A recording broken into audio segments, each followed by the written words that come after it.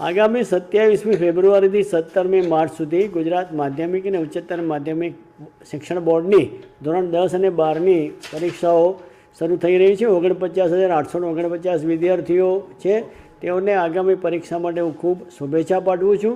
આપણે વલસાડ જિલ્લો સાથે સાથે દમણ અને દાદરાનગર હવેલીના પણ કેન્દ્રો છે। 55 આપણા પરીક્ષાના કેન્દ્રો છે અને આપણા 151 બિલ્ડિંગ છે। આ 151 બિલ્ડિંગમાં વલસાડ જિલ્લાના 120 બિલ્ડિંગ છે અને 31 બિલ્ડિંગ દમણ અને દાદરાનગર હવેલીના છે।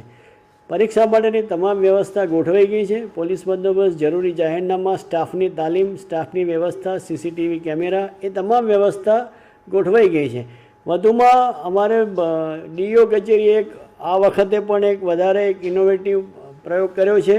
દરેક સ્કૂલ બિલ્ડિંગનું આપણે લોકેશન મળી રહે વિદ્યાર્થીઓને ઇઝીલી, એના માટે QR કોડવાળી એક પુસ્તિકા અમે બહાર પાડી છે। અમે સોશિયલ મીડિયાના માધ્યમથી પણ આ જે QR કોડવાળી પુસ્તિકા છે એને અમે સર્ક્યુલેટ કરશું, જેથી કરીને વિદ્યાર્થીઓને પરીક્ષા કેન્દ્ર શોધવામાં કોઈ મુશ્કેલી પડે નહીં।